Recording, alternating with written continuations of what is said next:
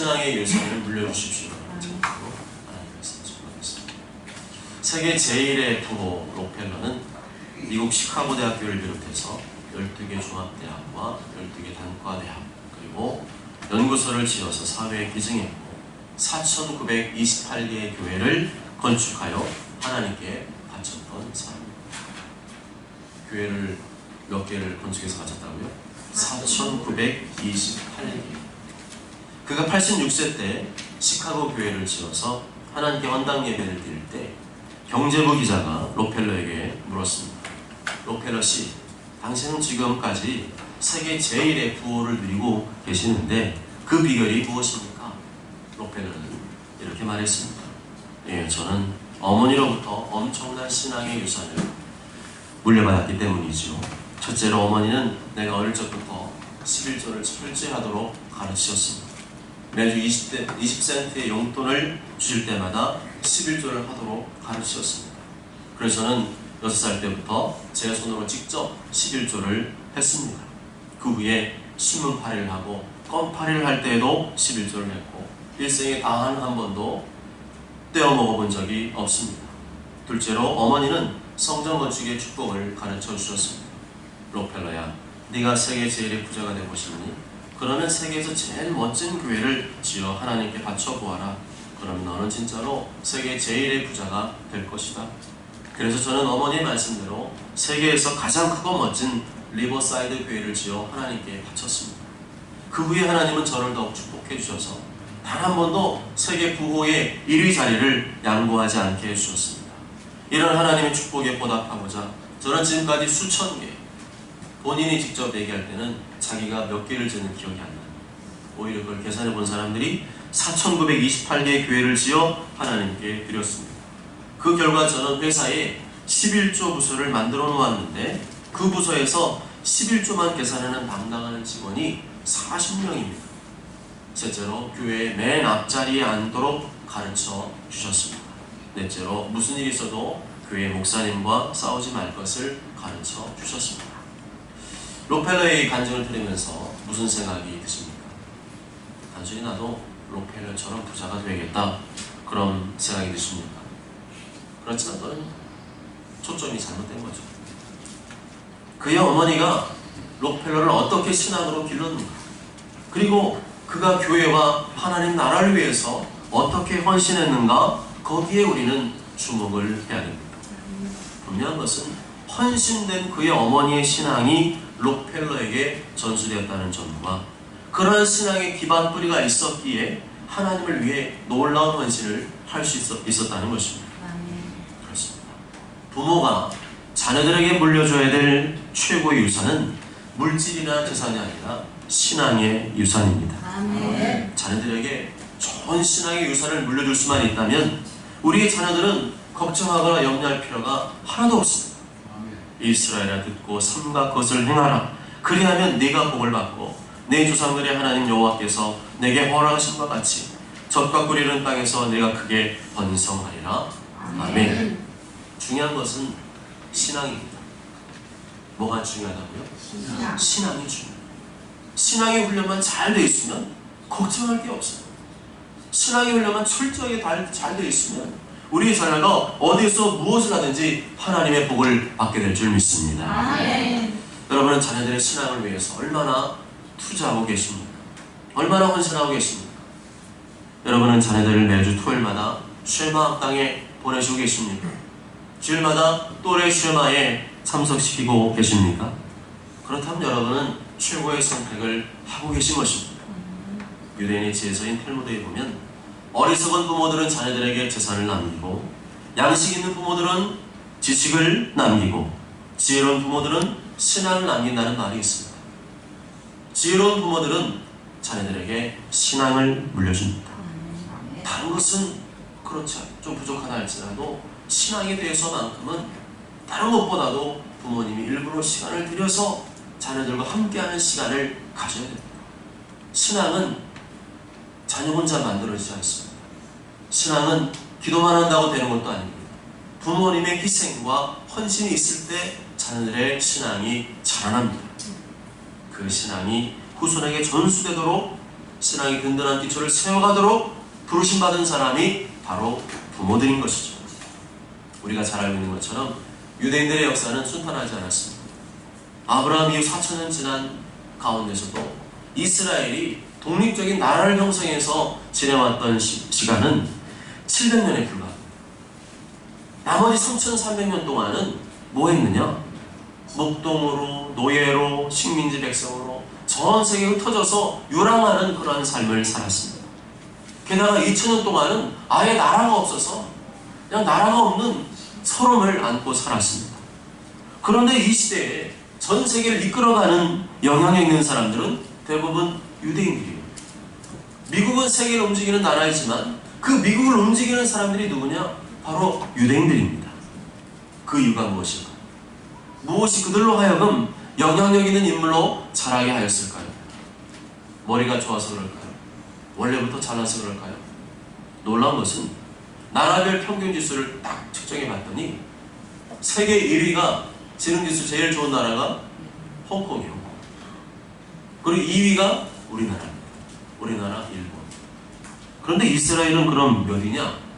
이스라엘 몇 등 같아요? 한 10등 정도? 또 13등 놀라지 마십시오. 45위예요. 지능지수로는요 우리가 훨씬 좋아요. 머리 좋다고 똑똑하다고 실력 있다고 되는 문제가 아니라는 것을 말해줍니다. 그런데 유대인의 영향력은 세계 최고입니다. 그렇게 될 수 있었던 이유는 무엇 때문일까요? 단 한 가지밖에 없어요. 신앙의 유산이 제대로 전수되었기 때문입니다. 아멘. 유대인들은 다른 것이 아니라 오늘 이 말씀을 기반으로 해서 신앙의 유산을 전수하는데 성공했고, 다른 많은 나라들은, 다른 많은 기독교 국가들은 지금 다 전멸했어요. 바로 신명기 6장 이 말씀이 계승되지 않으니까 다른 기독교 국가들, 그렇게 부흥의 놀라운 꽃을 피웠던 나라들이 다 지금 전멸하고, 영국이나 유럽 이런 데는 기독교 인구가 3% 이거밖에 안 됩니다. 1절에 이는 곧 너희의 하나님 여호와께서 너희에게 가르치라고 명하신 명령과 규례와 법도라 말씀합니다. 하나님께서 직접 말씀하십니다. 이거 아니면 안 된다는 거예요. 사람이 아무리 막 국리를 짜내고 지혜를 짜내고 이렇게 하면 신앙 전수되겠지, 그런다고 될 문제가 아니라 하나님께서 이렇게 하라고 한 거, 그렇게 하라는 방식으로 해야 자녀들에게 신앙이 전수되는 줄 믿습니다. 이렇게 이 말씀을 주신 목적이 뭘까요? 이렇게 지켜라, 이렇게 가르쳐라 하신 목적이 뭘까요? 그것은 2절에 나와 있습니다. 2절을 다 함께 읽어보실까요? 2절 시작. 너와 내 아들과 내 손자들이 평생에 내 하나님 여호와를 경외하며 내가 너희에게 명하는 모든 규례와 명령을 지키게 하기 위하시며 또 내 날을 장구하게 하려 하셨다. 아멘. 너와 내 아들과 내 손자들, 할머니, 할아버지 포함됩니까? 안 됩니까? 포함이 됩니다. 이게 비밀이에요. 이스라엘은요 3대가 같이 얘기를 해도 전혀 막힘이 없대요. 왜냐하면요 하나님 말씀이 할아버지 그 속에 있고 아버지 속에 있고 또 아들 속에 있으니까 서로 모여서 얘기를 하더라도 세대 차이를 하나도 안 겪는데요. 하나님의 말씀을 가지고 서로 얘기하고 토론하니까 말씀이 더 풍성해지고 더 풍부해지고 가문이 계속 신앙의 전통이 이어질 수가 있는 겁니다. 뭘 위한 것이라고 되어 있습니까? 너와 내 후손들이 그 모든 규례와 명령을 지키게 하기 위한 것이라고 했습니다. 다른 말로 하면 내 자녀와 후손들에게 신앙을 물려주는 방법을 알려줄게, 그런 말이에요. 그럼 하나님께서 우리에게 요구하시는 신앙, 다음 세대들에게 어떤 신앙을 물려주길 원하실까? 4절에 보면 이스라엘아 들으라 말씀. 여기서 들으라는 말은 히브리어로 쉐마. 들으라는 말이 쉐마예요. 신앙이란 뭐냐? 한마디로 하면 쉐마입니다. 하나님 말씀을 듣는 것이 신앙인 줄 믿습니다. 하나님 말씀이 내 신앙의 골격과 뼈대를 이룬 사람은 흔들리지 않아요. 어떤 어려움과 고난이 와도 이 말씀의 뼈대가 골격이 든든하게 있는 사람은요 잠시는 휘청휘청 될 수 있어도 항상 그 말씀 중심으로 제대로 걸어갈 수가 있습니다. 유대인들이 수천 년 동안 이곳저곳을 떠돌아다니는 유랑생활을 했는데도 불구하고 그렇게 신앙을 유지할 수 있는 이유가 어디 있느냐? 바로 하나님의 말씀이 가정 안에서, 그 가정이 부유하든지 가난하든지 유대인들의 모든 가정은 하나님의 말씀이 든든하게 뿔을 잡고 있기 때문에 무슨 상황이 닥치더라도 절대 흔들리지 않고 계속 신앙이 전수가 되었습니다. 그들이 수년 동안 후손들에게 남겨준 유산은 신앙 유산밖에 없습니다. 유대인들은 자녀들에게 재물이나 재산을 물려주지 않는다고요. 그거는 어리석은 부모나 하는 짓이고, 우리 부모들은, 유대인 부모들은 자녀들에게 신앙을 어떻게 물려줄 것인가, 거기에만 마음을 쏟고 살아간다고 합니다. 그들이 수많은 어려움과 핍박 중에서도 이렇게 축복받은 민족이 될 수 있던 이유는 쉐마의 전수, 신앙의 전수 때문인 줄 믿습니다. 하나님 말씀이 없는 신앙은 기복적인 신앙에 불과합니다. 기복적인 신앙이란 말씀과 상관없이 그냥 잘 먹고 잘 사는 걸 말해요. 말씀이랑 전혀 상관없이 그냥 잘 먹고 잘 살기만 하면 그런 되는 신앙. 하나님께 그냥 기도만 해서 내가 복을 받기만 바라고 말씀대로 어떻게 살 것인가, 하나님의 삶을 어떻게 살 것인가, 그런 건 전혀 관심 없는 신앙이 기복적인 신앙입니다. 기복적인 신앙은 내가 이 땅에서 잘 먹고 잘 사는 데만 초점 맞춰져 있기 때문에 그건 하나님을 섬기는 게 아니에요. 사실 물질이라는 우상을 섬기고 그 물질의 우상을 받기 위해서 그냥 신앙생활을 하는 거예요. 쉐마는 그런 기복적인 신앙이에요. 쉐마는 말씀의 신앙입니다. 쉐마는 하나님의 명령대로 우리 자녀들에게 하나님 말씀을 가르쳐서 하나님을 알려주고 그들로 하여금 하나님을 경외하며 사랑하도록 만드는 말씀 중심의 신앙을 말합니다. 쉐마 신앙이란 말을 다른 말을 바꿔 말하면 하나님 절대 신앙, 말씀 절대 신앙입니다. 이것 빼고는 없는 거예요. 하나님 절대, 말씀 절대 신앙. 하나님께서는 이 신앙이 후손들에게, 그리고 그 다음 후손들에게 끊임없이 전수되기를, 신앙의 유산으로 물려지기를 간절히 바라십니다. 내가 하나님 절대 신앙으로 살고 우리 자녀도 하나님 절대 신앙으로 살 때 그 다음 후손들에게 하나님 절대 신앙이 물려줄 수 있는 것이고, 그렇게 주어지는, 그렇게 살아갈 때 주시는 복만이 하나님 주시는 복이라는 것을 알 수 있습니다. 만약에 말씀을 상관없이 막 살아가는데 일이 잘 돼요, 돈도 많이 벌어요, 그거는 성경이 말하는 복은 절대로 아닙니다. 성경이 말하는 복은 뭐냐? 하나님 말씀대로 살아가는 중에 하나님 주시는 복을 말합니다.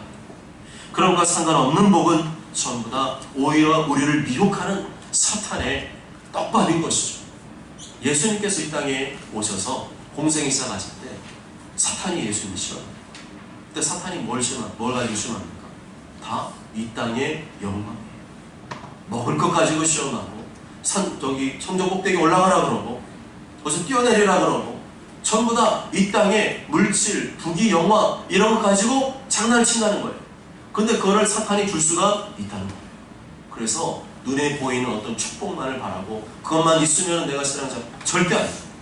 하나님 말씀대로 하는 중에 주어지는 복만이 참된 복인 줄 믿습니다. 아멘. 그러면 우리 자신과 우리 자녀들에게 물려줘야 될 신앙, 쉐마 신앙의 핵심 요소 세 가지가 무엇인지 살펴보도록 하겠습니다. 첫째로는 한 분이신 하나님을 믿는 신앙입니다. 4절 다음 될까요? 4절 시작. 이스라엘 하나라 우리 하나님 여호와는 오직 유일한 여호와시니. 아멘. 우리가 믿는 하나님은 그냥 하나님이 아니라 여호와시다.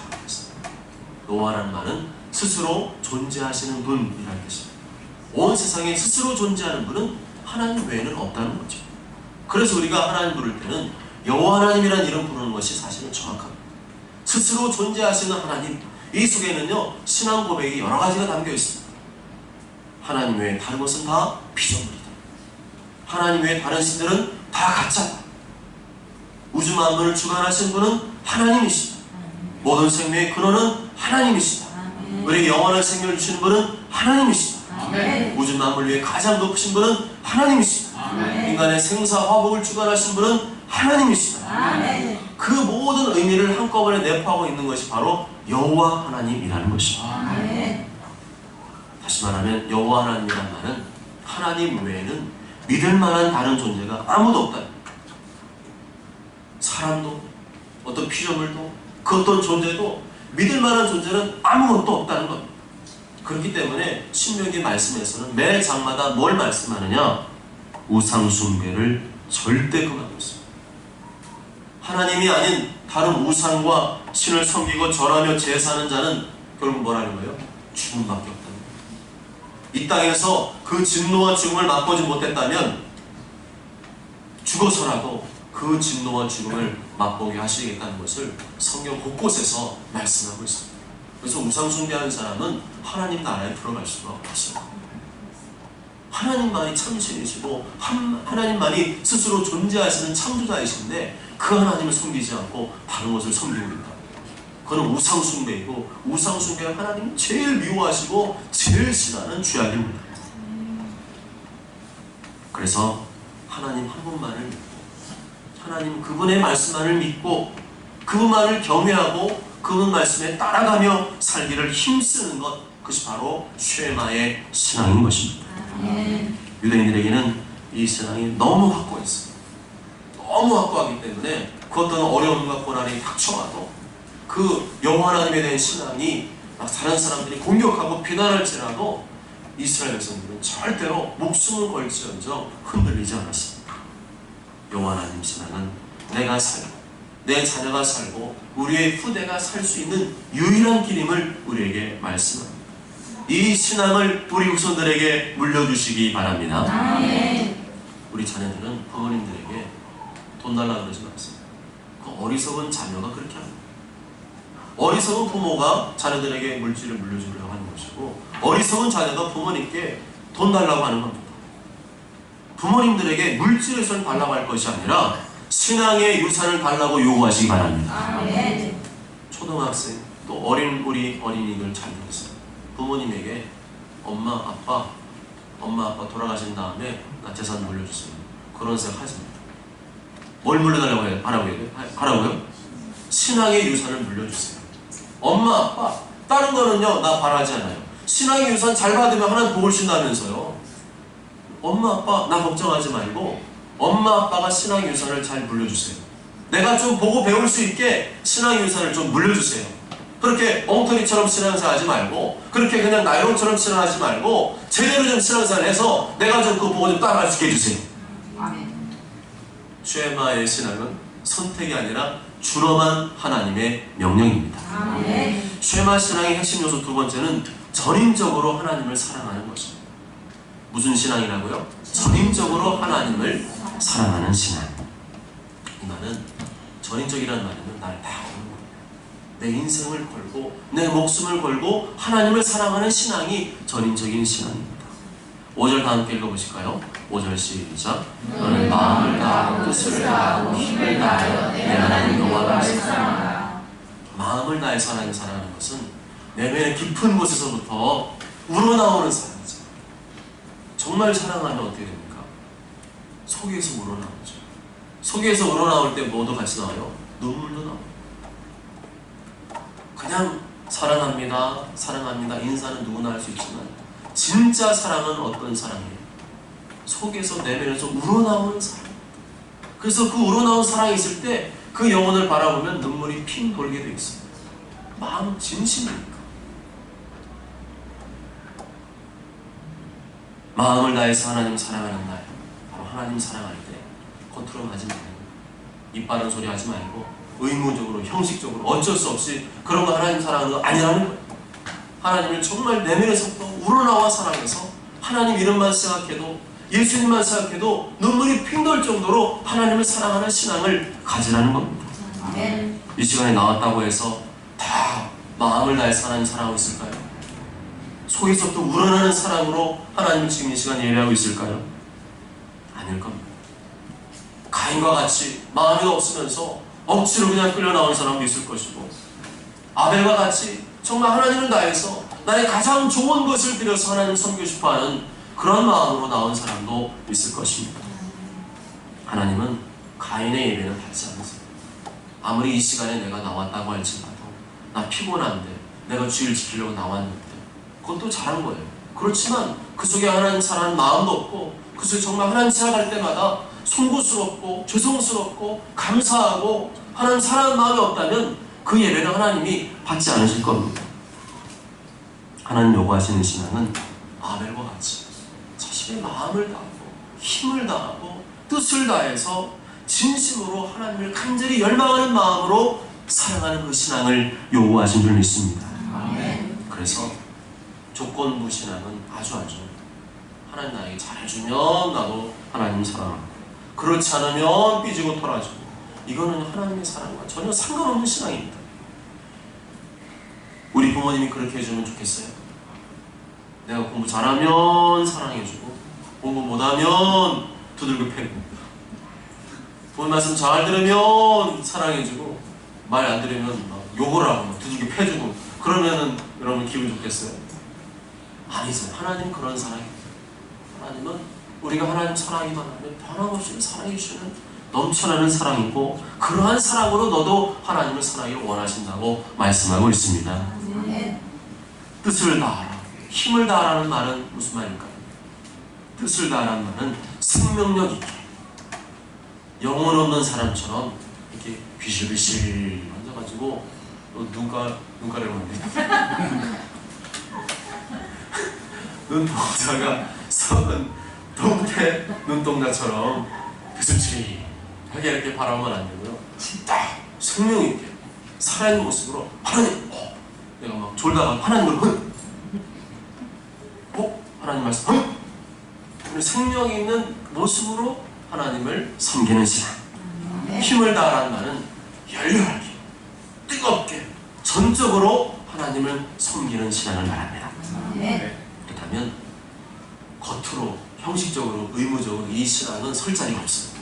전혀 어울려지 않아요. 내면에서 또 우러나오는 정말 간절한 열망, 뜨거운 열망, 전심을 다하는 그 마음으로 기도하고, 그 마음으로 찬양하고, 그 마음으로 말씀을 받을 때 그 신앙을 보시고 하나님께서 축복할 줄 믿습니다. 아멘. 쉐마 신앙의 핵심 요소 세 번째는 축복의 근원이 하나님이시라는 것입니다. 무슨 신앙이라고요? 축복의 근원이 하나님이시라는 신앙. 잘 못 따라하시는 것 같은데 뭐 이런데 축복의 근원이 하나님이시라는 신앙입니다. 하나님은 복의 근원이시죠. 모든 복이 어디서 나옵니까? 하나님께로부터.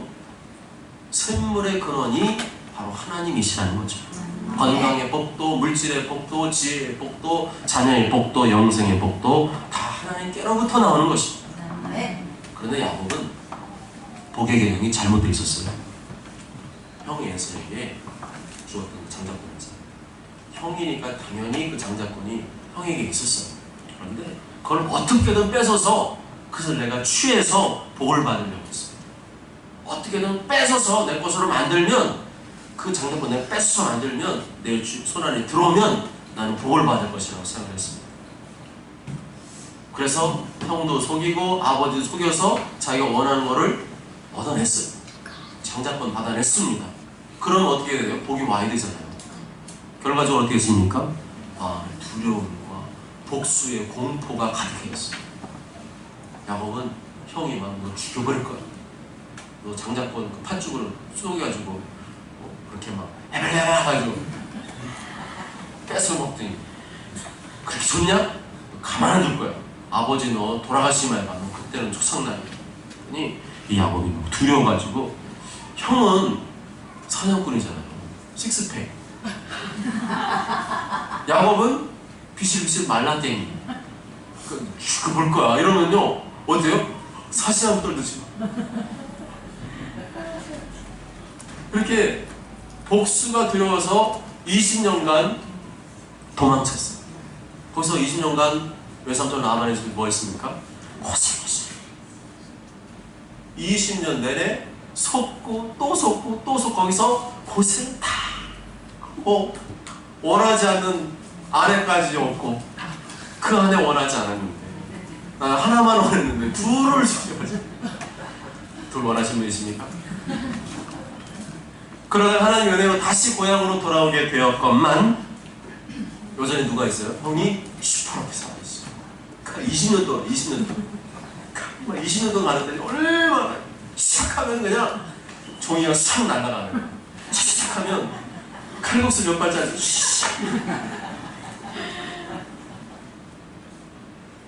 그 형이 쫙 버티고 있으니까 두려워서 야복강을 건너야 되는데 못 건너. 너무 두려우니까 그 밤에 뭐합니까? 천사가 나타났는데 나중에 보면 게 하나님이라 브니엘이라는 거죠. 하나님하고 막 씨름하기 시작합니다. 그건 자기가 하나님만 씨름하려고 했던 건 아니에요. 너무 두렵고 떨리는 그때 먼저 천사가 나타난 거예요. 그러더니 막 씨름을 밤새도록 하는데 이제서야 이게 복이구나. 나이가 몇 살 되었을까요? 60대여서야 60이 되어서야 그제서야 하나님 복이 뭔지를 깨달아요. 그동안은 어떻게 살았어요? 내 열심, 내 노력으로 얻을 수 있다고 생각했는데 그게 아닌 거를 나이 60이 지난 다음에 깨닫게 됩니다. 그리고 이번에는 어떤 방법을 택합니까? 하나님과 씨름하는 거. 하나님과 씨름하시기 바랍니다. 진짜 복은요, 내가 열심히 노력해서 얻어지는 게 아니에요. 진짜 복은요, 내가 하나님과 막 씨름. 하나님의 밤중에요, 주무시지 말고 씨름하시라는 거예요. 삿발을 잡고 하나님 삿발을 잡고 내가 하나님 넘어뜨리겠다는 마음으로 넘어지도 않지만 삭발 들고 씨름해보세요. 분명히 축복의 역사가 좀 있습니다. 안 해서 그렇죠. 오늘 말씀 들으시고 나 한번 진짜 해봐야겠다. 문 열어드릴 테니 걱정하지 마시고 여기서 막 삿바까지 갖다 놓을 테니까 하나님하고 씨름해보십시오. 그렇게 이 야곱이 상황이 그랬어요. 사실은 원래 그런 거 아니라 상황이 절박하고 이제는 죽는 것밖에 없는 거예요. 야복강 건너갔다는 형이 그리고 자기를 사슴이 뜯듯이 막 뼈를 발할 것 같은 그 두려움 앞에서 그렇게 하나님을 이제 절박하게 구하게 됩니다. 그런데 얼마나 그게 씨름하다 이것도요 재밌는 거 아세요? 기도 재밌는 거 아세요? 처음에는요 기도 세상이 이렇게 지루한 게 어디 있을까? 그런데요 시간을요 딱 정해놓고 그 시간 한번 지켜보세요. 하여튼간에 막 돌아다니든지 아니면 막 눕든지 그 시간 딱 정해 그 시간 무조건 지켜보세요. 그러면요 좀 시간이 지나잖아요. 그러면 기도가 되기 시작해요. 기도는 하는 게 아니라 되는 걸 믿습니다. 기도하는 거는 너무 힘들어요. 하다가 막 기도 제목도 안 나오는데 뭘 하고 있어요? 근데 내가 버티는 거야. 막 몸부림을 치는 거죠. 오징어가 불이 올라서 몸부림을 치듯이 몸부림 치다 보면 기도가 되기 시작합니다. 갑자기 막 머리가 시원해지면서요 막 기도가요 막 쑥 나가는 게 느껴져요. 그럼 그때 했던 기도가 아주 재밌고 싶습니다. 그러니까 이 재미를 붙으니까 야곱이 어떻게 해요? 놔줘요 안 놔줘요? 절대 안 놔줘요. 이게 막 재밌으니까 밤새도록 안 놔줍니다. 막 삿발 그러면서 이제는 넘어뜨리기만 하면 이제 이 하나님 이 천사 넘어뜨리게 하면 돼. 복은 내 거다. 재미가 들려가지고 그때서야 비로소 복은 하나님께로부터 오는구나 하는 것을 야곱이 깨닫게 됩니다. 이렇게 하나님의 말씀과 씨름하고 기도와 씨름하고 하나님을 사랑하며 씨름할 때 주시는 것이 무엇일까요? 하나님의 복이에요. 내 열심히 내 노력으로 얻겠다? 그건 복 아니에요. 하나님과 상관없는 복, 하나님 말씀과 상관없는 복, 하나님께 기도하지 않고 얻은 복은 하나님께 주신 복이 아니라는 거예요. 이스라엘아 듣고 삼가 것을 행하라. 이 말이 무슨 말씀입니까? 삼가 것을 행하라. 삼가 것을 행하라. 어렵고 힘들어도 그것을 행해야 된다. 하나님과 씨름하며 몸부림하는 시간이 반드시 필요하다는 겁니다. 하나님 알고 말씀 알아도 그렇게 살지 않는 자신과 씨름하라는 거예요. 몰라서 못합니까? 몰라서 못하는 사람 아무도 없어요. 그런데 그렇게 되기까지 쉽지가 않아요. 그것을 보여주는 것이 야곱의 인생입니다. 그 쉽지 않은 게 이스라엘의 광야 생활입니다. 아는데 알고 있는데 안 된다는 거예요. 이게 바로 야곱의 모습이고 이스라엘 모습입니다. 신앙의 온전한 모습은 당내 이루어질 것 같죠? 여러분 자신을 들여다보세요. 내가 죽을 때쯤 되면은 내가 신앙이 주님의 신앙처럼 성품도 인격도 막 성령 쫙 안에서 다 하면 막 능력이 나가고 그럴 것 같아요? 그렇지 않습니다. 애굽에서 이 세상적인 찌들은 가치관이 단번에 빠지겠어요? 단번에 안 빠집니다. 성경 말씀대로라면요 3대는 가야, 그것도요 제대로 있잖아요. 한눈 팔지 않고 정석으로 제대로 3대는 가야 3대째 됐을 때 신앙의 틀이 딱 잡힌다. 그렇게 되기까지 나만 잘해도 안 돼요. 우리 자식, 손주들까지 똑같이 막 내가 하나님 씨름하면 옆에서 아들도 씨름하고 손주 옆에서 막 하나님 씨름하고 그게 될 때 3대째 제대로 된 신앙의 열매가 맺혀진다는 겁니다. 아멘. 이게 죄성이 그렇게 되나요? 얼마나 죄성이 끈질긴데요. 금방 분명히 내가 은혜 받았을 때, 불 받았을 때는 요놈이 죽었어요. 그런데 왜 예배당만 바깥에 나오면은 왜 그 인간이 생각나냐 이거예요. 얼마나 이 죄성이 끈질긴지 몰라요. 틈만 있으면 치고 들어오는 게 이게 사탄의, 그리고 우리 안에는 죄성. 그렇게 몸부림치는 부모의 신앙 물려받은 자녀만이 그렇게 살기 위해 몸부림치고 그렇게 몸부림쳤던 신앙의 가문만이 비로소 하나님의 복을 받게 된다는 겁니다. 아멘. 하나님 복을 받는 거 쉽지 않습니다. 쉬울 것 같죠? 안 쉽다니까요.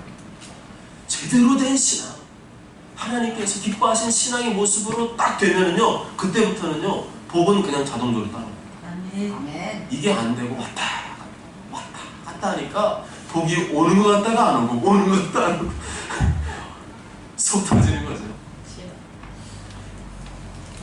그렇지 않은 사람은 전부 다 자기 열심과 노력으로만 살아가게 됩니다. 자기 열심과 노력으로 살아서 얻은 거 그걸 복이라고 말할 수 있겠어요? 하나님께 감사한다고 하면서도 내가 했다 그러고 내가 뭐 해서 그렇다고 자꾸 말하는 이유가 뭔지 아십니까? 이게 안 빠지는 거예요. 내가 노력으로 내 열심으로 살아왔다는 것을 거꾸로 고백하는 거랑 마찬가지입니다. 하나님과 씨름하며 하나님 사랑하고 잘 섬기기 위해서 몸부림쳤을 때 하나님과 씨름한 다음에 주시는 복, 거저 주시는 복, 그게 바로 성경이 말하는 복인 줄 믿습니다. 아멘. 거저 받으시기 바랍니다. 아멘. 거저 받으세요. 아멘. 말씀을 지켜 행하면 주님이 준다는 거예요. 아멘. 그러기 위해서는 부지런히 가르쳐야 됩니다. 7절에 내 자녀에게 부지런히 가르치. 그 부지런히 가르치는 내용들을 다 이렇게 열거한 게 그 다음 내용들입니다. 그러려면요 본인부터가 있다. 본인부터가 말씀 생활 잘하고 큐티 생활 잘하고 기도 생활 잘하고 씨름을 해야 돼요. 말씀과 씨름하고 기도로 씨름하고 그 모습으로 가르칠 때 자녀가 그 말씀의 가르침을 받으려고 하지 본인은 똑바로 안 하면서. 애들이 눈이 없는 줄 아세요? 애들이 시력이 더 좋아요. 어른들은 많이 써가지고 노안이 왔잖아요. 애들은 눈이 얼마나 오셨는지 우리 아빠 엄마 24시간 동안 동태를 다 파가고 있습니다. 밖에 나가서 발설만 하지 않을 뿐이지 애들은 다 알고 있어요. 그런데 그 애들한테 자기는 똑바로 안 하면서 똑바로 해 이런다고 애들이 말귀를 알아먹을까요? 따라하겠습니까? 자녀들은 자기 눈으로 본 것만을 따라한 줄 믿습니다. 아멘. 그래서 말씀에 순종하지 않는 부모, 말씀을 잘 지키지 않는 부모에게서는 신앙 전수가 잘 안 됩니다. 문제는 어디 있어요? 알고 있습니다. 내가 잘하는 자녀도 잘하게 되어 있어요. 잘하게 되어 있습니다. 그러려면 가정을 잘 이루시고 이미 뭐 가정 이루신 건 어쩔 수 없고 그냥 그분들은 그냥 들으시고 믿음의 배우자를 만나시기 바랍니다. 나와 신앙적으로 경쟁할 수 있는 상대 있잖아요. 나보다 신앙이 좀 그런 사람 만나지 말고 나랑 함께만 누가 신앙생활 더 잘하나 막 이런 그런 좀 경쟁 상대 되는 사람을 믿음의 배우자로 만나시고 우리 자녀들의 그런 배우자를 붙여주시기 바랍니다. 아멘. 그래야 자녀들이 부모의 모습 보고 하나님은 저렇게 섬기는 것이고 마음을 다하고 뜻을 다하고 힘을 다하는 그 섬김의 모습, 그 신앙의 모습, 그게 그렇게 살아가니까 우리 부모님이 복을 받는구나. 아멘. 아멘. 여기까지 가야 돼요. 성경 말씀은 거기까지 가잖아요. 잘 가르치고 순종하고 거기서 끝나는 게 아니라 하나님이 그러는 복을 주신다는 거예요. 록펠러가 왜 복을 받았을까요? 거기까지 간 거예요. 어머니의 신앙, 제가 볼 때는 그 외할머니의 신앙부터 내려왔을 겁니다. 외할머니가 중요해요. 외할머니 계십니까? 외할머니가 중요해요. 외할머니, 어머니, 또 자신. 성경에서는요, 모계로 내려가더라고요. 가르치는 거는 아빠가 하거든요. 근데 신앙의 본, 모델은요, 엄마를 통해서 흘러갑니다. 그래서 우리 자녀가 지금 신앙이 똑바르지 않다. 그럼 누구 문제를 생각해야 돼요? 엄마의 문제구나. 아빠는 그렇다고 길을 살리시면 안 되고. 부모님 모두의 문제입니다. 사랑하는 여러분, 신앙의 유산은 부모로부터 시작합니다. 나는 아는데 자녀는 잘 교육시키면 된다고요? 아니, 부모로부터 시작해서 자녀에게, 그리고 후손에게 이어지는 겁니다. 그래서 누구 신앙이 중요할까요? 내 신앙이 중요해요. 사실 내가 잘해야 됩니다. 내가 잘해야 됩니다. 자녀의 머리를 쥐어박지 말고 내 머리를 쥐어박지 말고, 영적인 한 말을 들고 가지고 내 머리를 갖다가 때려야 내가 정신 차리죠. 자녀 때리면 자녀는 상처받습니다. 부모가 어떠한 신앙 가지고 있는가에 따라서 자녀의 신앙이 결정되는 것입니다. 내가 먼저 쉐마의 신앙, 말씀 중심의 신앙, 하나님 절대 신앙으로 무장하시기 바랍니다. 내가 먼저 오직 유일하시고 한 분이신 하나님 믿는 신앙, 내 인생을 열정을 걸고 달려가는 신앙, 모든 복의 근원이 하나님이심을 믿는 신앙으로 무장하시기 바랍니다. 모처처럼 모두가 내 후손들에게 쉐마의 신앙을 물려줌으로 말미암아 젖과 끓이 흐르며, 오늘 말씀 나왔잖아요. 그대로 좀 믿습니다. 젖과 끓이 흐르며 크게 번성하는 복이 임하고 하나님 나라를 위해서 록펠러처럼 헌신하는 복된 역사 일어나게 되시길 주님의 이름으로 축복합니다. 아멘.